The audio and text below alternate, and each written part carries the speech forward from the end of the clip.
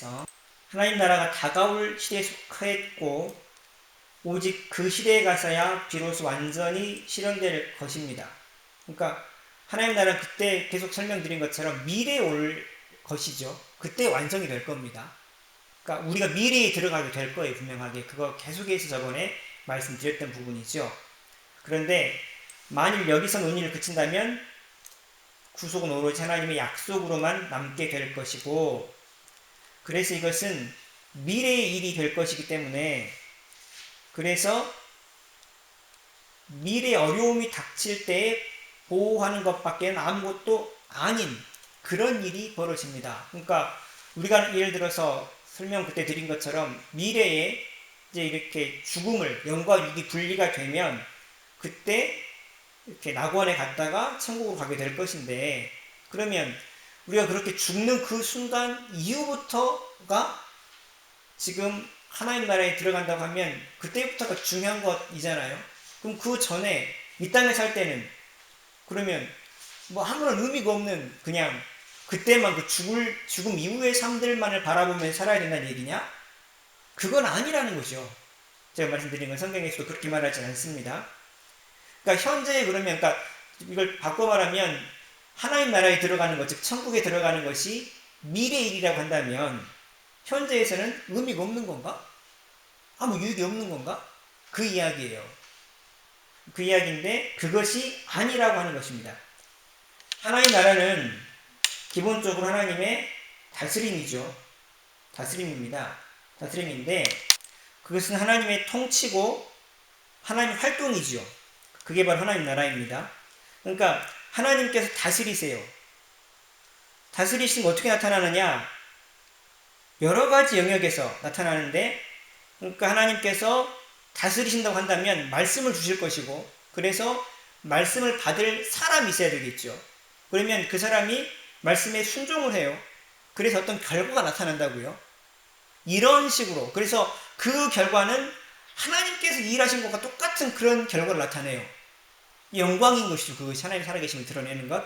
그렇게 하나님의 통치는 여러 가지 영역들, 말씀을 순종할 사람, 그 말씀을 순종해서 그 사람이 일할 공간, 그리고 그 결과, 여러 가지 것들을 포함을 합니다. 자, 그래서 복음서에서도 하나님 나라에 들어가는 것을 현재로 이야기하고 또한 미래로도 이야기를 합니다. 결국은 하나님의 그 통치라고 하는 것은 미래와 현재의 공이 나타나는 것이고, 그래서 미래와 현재의 사람이 하나님의 통치의 축복들을 누릴 수 있도록 하는 것이 바로 하나님의 나라예요. 그러니까 하나님께서 다스리셔서 그 결과로 하나님께서 일하신 것과 같은 그런 놀라운 어떤 역사들, 결과들을 나타내는 것이 하나님의 나라라는 것이죠. 어쩔 때 그렇습니까? 순종할 때 말씀에 그 이야기입니다. 자, 그러면 지금부터 살펴보게 될 것은 하나님 나라가 과연 이 땅에 왔느냐라고 하는 거예요. 제가 드리려는 말씀은 예수님을 통해서 이미 하나님 나라가 이 땅에 왔다라고 하는 것들을 설명하려는 것입니다. 정말 그런가요? 보시게요.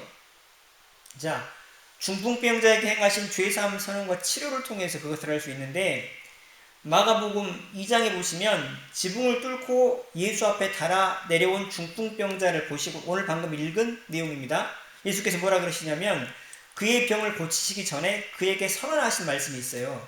그게 뭐냐? 여기 보시면 지금 자 1절에 보시면 예수님께서 가버나움이라는 곳에 계셨습니다. 예수님의 고향 마을 그 근처지요. 그리고 예수님께서 이곳을 통해서 이제 복음들을 갈릴리 지역에 계속해서 전하셨던 그런 베이스 캠프 같은 역할을 했던 곳이 가버나움입니다.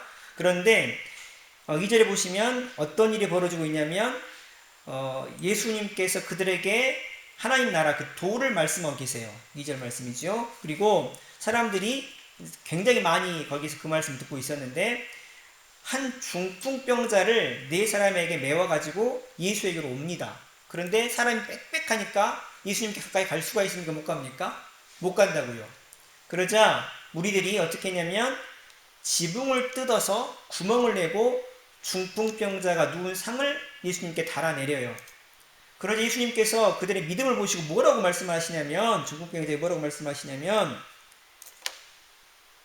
내 죄사함을 받았다라고 이야기를 합니다. 그 말을 듣고 이제 그리고 나서 이제 그 말을 들은 서기관들, 그 종교 지도자들이죠. 뭐라 그러냐면 마음에 생각하기를 뭐라 그러냐면 신성모독이다. 왜냐? 오직 하나님 한 분 외에 누가 능히 죄를 사하겠느냐? 죄를 사하는 건 누구만 사해요? 하나님만. 근데 예수님이 누굽니까? 하나님이에요. 그럼 자기가 지금? 뭐야 이거? 이 생각을 한 거지요. 그래서 예수님께서 이제 그 생각을 아시고 뭐라고 말씀하시냐면, 자, 인자가 10절에 보시면 인자가 땅에서 죄를 사하는 권세가 있는 줄을 너희로 알게 하겠다라고 이야기를 하세요. 그러니까 지금 보세요. 예수님께서 그 중풍병자에게 말씀하시는 것이 네 죄 사함 받았다. 내가 죄를 사할 수 있다라고 말씀하시는 것이 한 가지 있어. 그렇죠? 그 다음에 예수님께서 어떻게 하십니까? 중풍병자에게 말씀하셔서 내가 네게 이르노니 내 상을 가지고 집으로 걸어가라 하시니 어떤 일이 일어납니까? 곧 그가 일어나 곧 상을 가지고 모든 사람 앞에서 나갔다라고 기록을 하잖아요. 그러니까 지금 예수님께서 두 가지를 말씀하신 거예요. 하나는 뭐냐면 네 죄 사함 받았다는 걸 통해서 자신이 죄를 사할 수 있는 권세가 있는 것처럼 이야기를 했고, 두 번째는 뭡니까? 병을 낫게 해버렸잖아요. 그렇죠? 이 두 가지가 일어났어요. 근데 자, 여기서 중요한 것이 뭐냐면 거기 이사야 35장에 보시면 그 기록하고 있는 것이 무엇인가 하면 메시아 시대, 즉 그 구원의 시대, 즉 메시아 시대, 하나님 나라가 도래하면 특징이 뭐냐면 죄인들이 용서받고 병든 자들이 치유되는 것이 바로 메시아 시대, 즉 하나님 나라가 이 땅에 도래하면 벌어질 일이라고 기대가 되고 있었어요. 보세요. 이사야 35장 5절과 6절을 보시면 5절에 그때는 지금 메시아 시대, 즉 하나님 나라가 이 땅에 올 그 시대를 말합니다. 그때가 되면 맹인들의 눈이 밝을 것이고 못 듣는 사람의 귀가 열릴 것이고 저는 자가 사슴같이 뛸 것이다. 이게 무슨 얘기입니까? 병자들이 고침을 받는다는 거예요. 그러니까 예수님께서 계속해서 병자들을 고치셨던 이유는 뭐냐면 하나님 나라가 지금 어땠다는 겁니까? 이 땅에 왔다는 것을 계속해서 보여주신 거예요. 지금 그것을 위해서 계속해서 병을 고치시고 귀신을 쫓아내셨던 것이죠. 또 뿐만 아니라 그렇죠. 그래서 결국 이걸 보면 예수님께서 지금 이 이사야 35장의 말씀처럼 그 병든 자 치유하는 걸 통해서 또 죄사하는 그 선언을 통해서 결국은 메시아 시대가 도래했다는 것을 예수님께서 지금 알려주고 계신다. 자신을 통해서 메시아 시대가 왔다. 즉 하나님 나라가 이 땅에 왔다는 것을 지금 알려주고 계신 것이다라고 이야기할 수 있다는 것이죠. 뿐만 아니라 예수님의 나사렛 회당 설교인데 이것은 뭐냐면 예수님께서 그 세례받으신 뒤에 이제 자신의 고향 나사렛에 가셔서 회당에 들어가셔가지고 그 설교를 하세요. 본문을 읽고 설교를 하시는 부분인데 거기서 읽으신 본문이 뭐냐면 바로 그 이사야 61장 1, 2절입니다. 뭐라고 되어 있냐?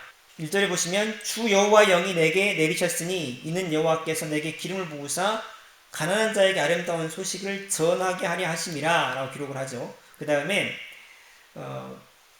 나를 보내사 마음이 상한 자를 고치시며 포로된 자에게 자유를 갇힌 자에게 노임을 선포하며 라고 기록을 한다고요. 자, 예수님께서는 이 구절을 읽으신 다음에 이 글이 오늘날 너희 귀에 응하였다라고 말씀을 하세요. 이게 누가복음 4장 21절 말씀인데 오늘날 너희 귀에 응하였다는 말은 무엇이냐면 너희들이 지금 이 일이 일어나는 것을 본다는 거예요. 예수님께서 제자들의 지금 그 많은 사람들이 앉아있는 사람들한테 바로 오늘 너희들이 지금 이 일들을 보고 있다라고 말씀하시는 거거든요. 근데 이 말을 들은 청중들이 모두 놀랍니다. 왜냐하면 이것은 이사야 61장 1, 2절 이 말씀, 이것은 적어도 예수 당시 유대인들에게는 메시아 시대의 도래와 더불어 성취될 약속으로 이해됐던 거예요. 바꿔 말하면 하나님 나라가 이 땅에 왔을 때 일어날 일이라고 예언되었던 구절이란 말이에요. 근데 이것을 예수님께서 뭐라고 그러시냐면 자신에게 적용하고 있어요. 그러니까 내가 지금 이제 여러 가지 뭐 이렇게 병도 낫게 하고 고치고 뭐 이렇게 앉은 병을 살리고 이런 일을 할 것인데 이것은 바로 이사야 61장 1, 2절 말씀, 즉 메시아 시대 이 땅에 하나님 나라가 왔을 때 일어난 일들을 성취하고 있는 것이다 라고 하는 것을 예수님께서 말씀하신 것이라고요. 그리고 뭘 의미하는 것입니까? 결국은 이 땅에 하나님 나라가 더 이상 미래가 아니라 현재 임해 있음을 강력하게 말씀하고 계신 거예요. 예수님을 통해서 하나님 나라가 왔습니까? 안 왔습니까? 이 땅에 이미 왔다는 거죠. 왔어요.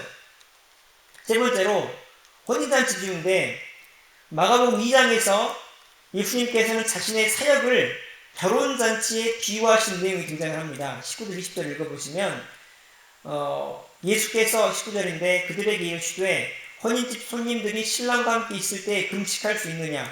신랑과 함께 있을 동안에는 금식할 수 없느니라. 그러나 신랑을 빼앗길 날이 이르리니 그날에는 금식할 것이니라. 이렇게 기록을 해요.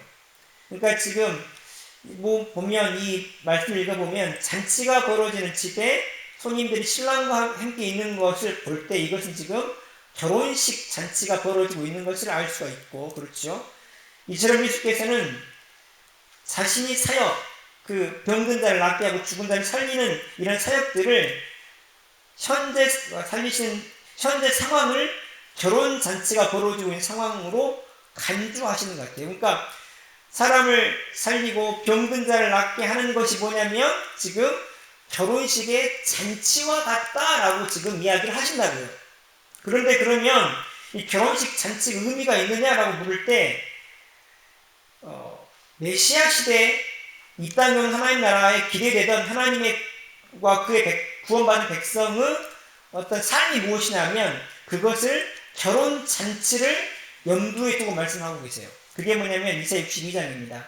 그러니까 자 이사야 62장 4절 5절을 보시면 거기서 메시아 시대가 오면, 다른 말로 하면 이 땅에 하나님 나라가 도래하면 어떤 일이 벌어질 것이냐고 물을 때 바로 그것이 이스라엘 백성과 하나님 사이에 결혼 잔치와 같은 그런 일들이 벌어질 것이다 라고 한 것이 예언되어 있었다는 것이죠. 근데 그것이 지금 예수님을 통해서 이루어지고 있어요. 자 보세요. 이사야 62장에 보시면 4절에 보시면 다시는 너를 버림받은 자라 부르지 아니하며 다시는 내 땅을 황무지라 부르지 아니하고, 여기서 너는 누구냐면 바로 이스라엘 백성을 말합니다. 근데 그들이 어떤 상황입니까? 바로 버림받은 상황이죠. 버림받은 자. 하나님께서 그들을 버리셔버렸어요. 뿐만 아니라 황무지나 버림받은 거, 여러분 이게 좋은 의미입니까? 안 좋은 의미입니까? 버려진 거예요. 하나님께서 그들을 버리셔버렸어요. 더 이상 돌보지 않으세요. 뭐 그런 의미입니다. 그런데 이제 더 이상 그들을 그렇게 부르지 않겠다는 거죠. 사실 이것 때문에 이스라엘 백성들이 망한 거 아니겠어요? 하나님께서 뭐라고 부르실 거냐면 오직 너희를 헵시바라 하며 내 땅을 뀨라라 이렇게 말씀하시는데, 헵시바는 뭐냐면 내 마음에 들자란 뜻이고 뀨라는 바로 결혼하다는 의미예요.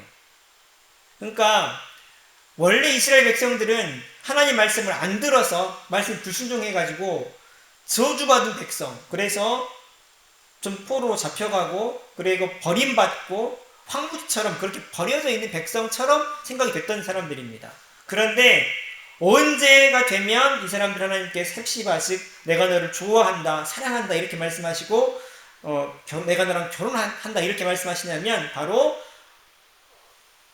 하나님 나라가 이 땅에 오는 그때 메시아 시대가 되면 그렇게 될 것이라고 이미 예언이 되어 있었다는 것이죠. 그런데 그런 일이 언제 벌어지냐면 바로 예수님께서 그 자신의 사역하는 그 일들을 통해서 그런 일이 지금 벌어지고 있다는 거예요. 그러니까 무슨 얘기냐, 이것이 바로 이 땅에 하나님 나라가 왔다는 것이죠. 그 이야기를 하고 있는 것입니다. 자, 네 번째 보시면 복음서의 다른 구절들인데 누가복음 16장 16절에 보시면 율법과 선지자는 요한의 때까지고 그 후부터는 하나님의 나라의 복음이 전파되어 사람마다 그리로 침입하느니라. 하나님 나라로 사람들이 들어온다 그랬어요. 뿐만 아니라 마태복음 21장 31절에 보시면 세리들과 창기들이 너희들을 보다 먼저 하나님 나라에 들어갈 것이다. 하나님 나라에 들어간다 기록하고 있죠. 뿐만 아니라 누가복음 11장 25절에 52절에 보시면 화 있을진저 너 율법사여 너희가 지식의 열쇠를 가져가고 너희도 들어가지 않고 또 들어가고자 하는 자도 막았느니라라고 기록을 해요. 여기 동사들이 전부 보시면 침입한 하나님 나라에 침입하고 들어가고 들어가지 않고 이렇게 동사들이 기록되어 있는데 이게 모두 언제냐면 현재형입니다. 미래형이 아니라. 현재형은 무슨 얘기입니까? 현재 지금 들어간다는 거예요. 하나님 나라에 지금 예수님이 계실 때 율법사들이 못 들어가게 막았고 사람들이 그쪽으로 들어가고 또 세리와 창기들이 하나님 나라에 들어가고 이런 일이 벌어진다는 것이죠. 그러니까 무슨 얘기냐면 하나님 나라가 지금 이 땅에 왔다는 것입니다. 그 다음에 복음서 이외의 신약 성경인데 히브리서 6장에 보시면 5절에 하나님의 선한 말씀과 내세의 능력을 맛보고 이렇게 기록을 하거든요. 지금 내세는 분명하게 다가올 시대를 말하죠. 죽음 이후의 시대를 말해요. 그렇죠. 죽음 이후에 우리가 들어갈 시대를 내세라고 분명히 표현하는 것을 볼 수가 있습니다. 그런데 그러니까 다가올 시대는 여전히 미래에 속하여 있지만 그럼에도 불구하고 우리는 그 시대의 능력을 어떻게 합니까? 맛볼 수가 있어요. 어디서요? 여기서요. 분명하게 우리가 미래에 하나님 나라 천국을 들어가는데 근데 히브리서 말씀에 따르면 6장 5절에 따르면 선한 말씀과 내세의 능력을 여기서 맛보죠. 여기서 맛보는 그런 은혜가 우리 가운데 주어집니다. 뿐만 아니라 하나님 말씀은 하나님 나라가 현재 영적인 실체라고 말하는데 하나님 나라는 먹는 것과 마시는 것이 아니고 오직 성령 안에서 의와 평강과 희락이다. 이렇게 기록을 하거든요. 그러니까 의와 평강과 희락은 성령의 다스림에 삶을 맡긴 사람들에게 하나님께 주시는 성령의 열매들입니다. 바꿔 말하면 그것들은 성령이 내주하는 성도들에게 현생에 주어지는 것인데 바울은 이것을 하나님 나라라고 말하고 있어요. 그러니까 하나님 나라 여러 가지 것들이 지금 이야기가 되죠. 지금 이 땅에 왔고 그래서 예수님께서는 그것이 왔다는 것에 대한 분명한 증거들로서 어떻게 합니까? 병을 낫게 하고 죽은 사람을 살리고 귀신을 쫓아내고 이런 일들을 하신다고요. 그것들을 통해 사람들에게 소망, 희망을 주시는 그런 일들을 하고 계세요. 그렇죠? 뿐만 아니라 하나님 나라 이 땅에 와서 오다 보니까 가져오신 하나님 나라의 평안과 기쁨과 또 의가 있습니다. 그래서 이 땅에 살지만 이 땅에 살면서도 평안을 누리고 기쁨을 누리는 그런 삶들을 살아가게 된다는 것이 바로 지금 이 땅에 온 하나님 나라에 대해서 성경이 자꾸 이야기하고 있는 것이죠. 갈라디아서 1장 4절에서는 그리스도께서 이 악한 세대에서 우리를 건지시려고 우리 죄를 위하여 자기 몸을 들이셨다라고 기록을 하고 있어요. 그러니까 악한 세대에서 우리를 건지시려고 건져졌으면 어디로 갔습니까? 우리가 건져졌다면 그 결과로 우리는 하나님 나라 안에 있죠. 악한 세대에서 건져져서 하나님 나라 안에 들어갔어요. 그런데 건져져서 하나님 나라 안에 들어갔지만 우린 여전히 지금 이 세대에 살고 있습니다. 약한 세대와 함께 살아요. 자, 그래서 결국 우리가 사는 세대와 하나님 나라가 공존하는 것이죠. 다 좋습니다, 여러분. 정리하려고 그러는데 뭐라고 막 적어놨어요. 사실 이것이 하나님 나라가 이 땅에 왔어? 라고 물을 때 여러분들이 그 다른 분들에게 답변해 주실 수 있는 그런 내용일 것입니다. 왔느냐? 왔지요. 어떻게 할 수 있어? 라고 물을 때 하나는 그겁니다. 예수님께서 이 땅에 오셔서 이사야서 이런 곳에 기록되어 있는 메시아 시대 하나님 나라가 이 땅에 왔을 때 이루어질 그런 일들이 예수님을 통해서 지금 이루어지고 있다라고 하는 거예요. 그러면 하나님 나라가 언제 왔습니까? 예수님을 통해 왔다 그러면? 물론 그 전에도 하나님 나라는 있었습니다. 그러나 약속된 그 하나님 나라, 메시아를 통해서 약속된 그 하나님 나라가 지금 왔다는 걸 이야기하는 것이거든요. 언제 왔었느냐? 2000년 전에 왔었습니다. 그리고 하나님 나라는 지금도 계속 되고 있지요. 바울은 그것에 대해서, 히브리서 기자는 그것에 대해서 그렇게 살아가는 삶의 내용이 뭐냐고 물을 때 우리가 하나님 나라 안에 살기 때문에 이 땅에 살지만 사실 인생이 고통이고 어려움이고 고뇌 아니겠습니까? 그렇지만 이 땅에 살지만 우리 가운데 뭐가 있느냐면 평강이 있고 기쁨이 있다는 거예요.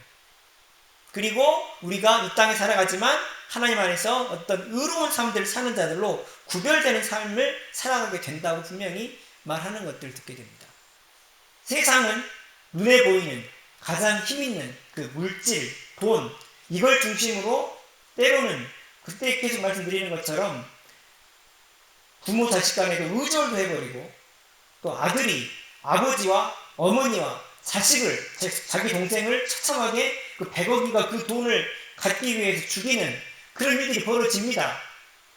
그리고 형제와 자매끼리도 돈 때문에, 유산 때문에 아주 난리가 나는 그런 일이 벌어져요. 이게 세상입니다. 그런데 그 세상 가운데서 우리를 건지셔서 하나님 나라에 살게 하신 그분께서는 우리에게 하신 말씀이 뭐냐면 너희가 하나님 나라에 들어왔으니까 이제 하나님의 말씀을 따라서 살아가라고 분명히 우리에게 말씀하시는 줄 믿습니다. 그리고 그것은 이 땅에 사는 저희들이 이 땅에 살면서 분명히 경험되고 만들어지는 그런 열매들로 삶으로 나타나야 될 줄 믿습니다. 여러분께서는 그런 열매가 있으신가요? 저는 그런 열매가 있나요? 뭐가 열매입니까 여러분? 예?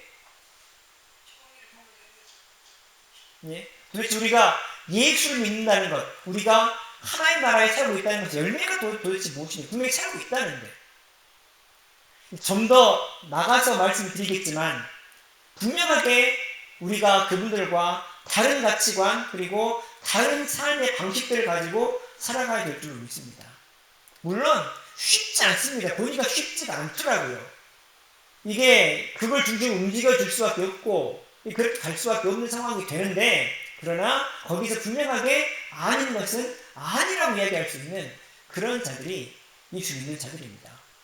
이 사실 꼭 기억하시고 여러분, 저는 여러분들이나 이 땅을 살아가지만 우리는 이 땅을 살지만 이 땅은 하나님 나라 안에 사는 자들이다 라는 사실을 기억하셔야 될 줄 믿습니다. 여러분